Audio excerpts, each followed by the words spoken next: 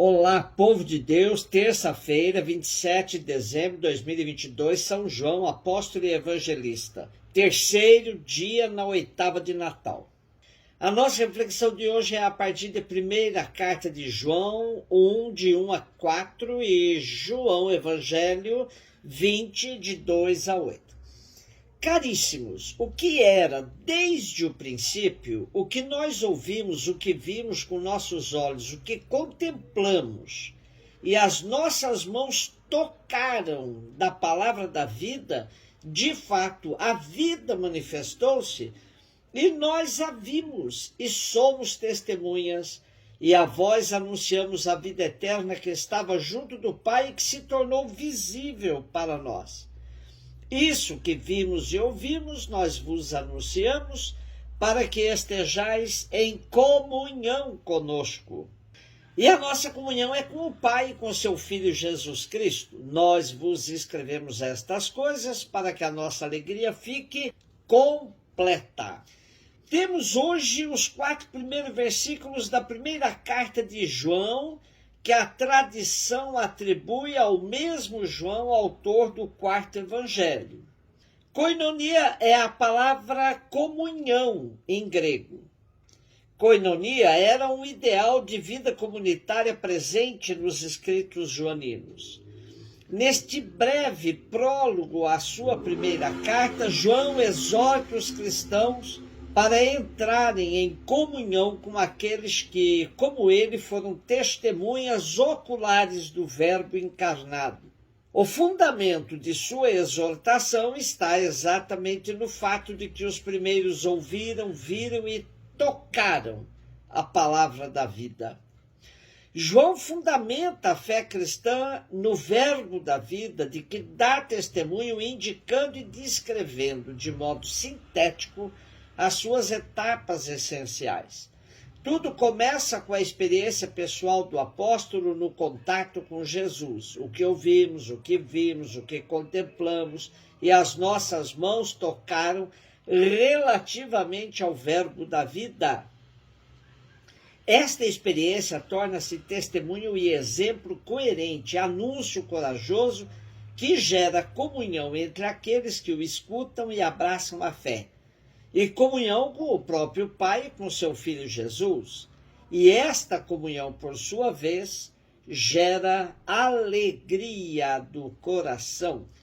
João 20, 2 a 8. No primeiro dia da semana, Maria Madalena saiu correndo e foi encontrar Simão Pedro e o outro discípulo, aquele que Jesus amava, e lhes disse: tiraram o Senhor do túmulo e não sabemos onde o colocaram.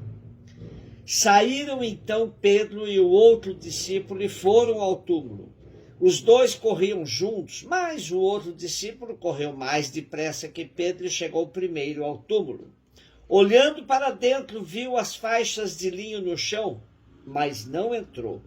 Chegou também Simão Pedro, que vinha correndo atrás, e entrou no túmulo. Viu as faixas de linho deitadas no chão e o pano que tinha estado sobre a cabeça de Jesus, não posto com as faixas, mas enrolado no lugar à parte. Então entrou também o outro discípulo que tinha chegado primeiro ao túmulo. Ele viu e acreditou. Neste texto temos uma síntese dos acontecimentos verificados na manhã da Páscoa, em que são protagonistas Maria Madalena, Pedro e o discípulo amado. A noite espiritual em que tinham mergulhado os apóstolos está para dar lugar à experiência de fé, que começa junto ao túmulo vazio, sinal da presença do ressuscitado.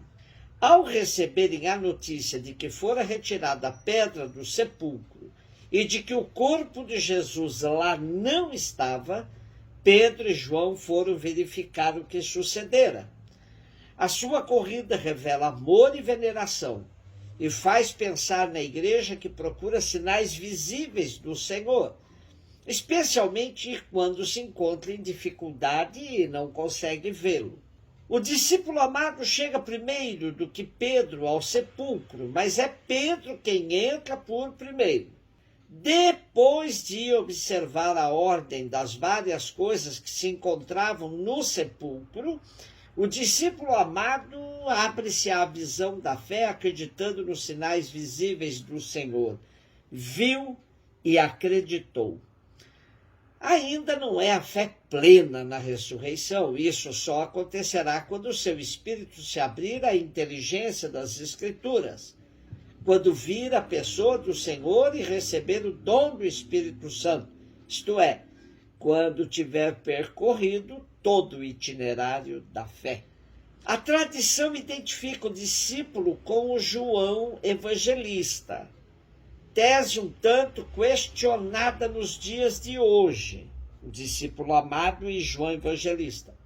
Porém, esse trecho de hoje foi escolhido para celebrarmos o dia de João Evangelista, que foi um personagem fundamental na igreja primitiva. Seu evangelho nos leva a acreditar em Jesus, Messias e Filho de Deus. O seu símbolo é a águia, porque, como refere uma sentença rabínica, a águia é a única ave que consegue fixar o sol sem cegar. Para João, o sol é Cristo. A sua presença na comunidade descobre-se pela contemplação e pela inteligência da palavra de vida. A vida, na sua realidade mais profunda, é a vida eterna, que estava junto do Pai e que se manifestou a nós. Jamais contemplaremos suficientemente este mistério de vida que se tornou perceptível para nós em Jesus, Filho de Deus, a vida eterna que estava junto do Pai. João faz-nos compreender quanta profundidade se encontra na pessoa do Filho, na sua união com o Pai, na sua comunhão com Ele, na encarnação, e tem por objetivo tornar-se participantes nesta comunhão divina. Estamos em comunhão com o Pai e com seu Filho Jesus Cristo. A encarnação aconteceu em vista da comunhão. Isto é espantoso. A carne é causa de divisão. Por causa dela, estamos num lugar e não no outro. Podemos chegar até as pessoas queridas pelo pensamento, mas a carne impede-nos estar em comunhão com elas. E quantas discussões, litígios e divisões por causa dos bens materiais. O Filho de Deus, ao assumir a nossa carne, tornou-se o meio de comunhão. E tornou a nossa carne um meio de comunhão. Tudo o que assumiu se tornou instrumento de comunhão com Deus e entre nós. Na Eucaristia, onde a carne de Cristo se põe ao serviço da comunhão, fazemos a comunhão, isto é, recebemos a comunhão com o Pai e a comunhão entre nós. Para isso, Cristo teve de sacrificar a sua carne, teve de entregá-la aos inimigos para fazer dela um sacrifício perfeito. Então a vida mostrou toda a sua força. O evangelho de hoje leva-nos até a Páscoa, mostra-nos a meta alcançada. A vida venceu a morte e manifestou-se. O que João viu foi esta vitória da vida manifestada no sepulcro, pelas ligaduras, pelo sudário. O corpo de Cristo já não está no sepulcro porque a vida triunfou. Mas Jesus encarnado está sempre conosco, porque a vitória sobre a morte foi alcançada para nós. Uma outra lição que podemos tirar do evangelho de hoje é o respeito pelos carismas, que são muitos na igreja, para o bem da mesma igreja. João, que tem o carisma da profecia, é respeitado por Pedro, que tem o carisma da instituição.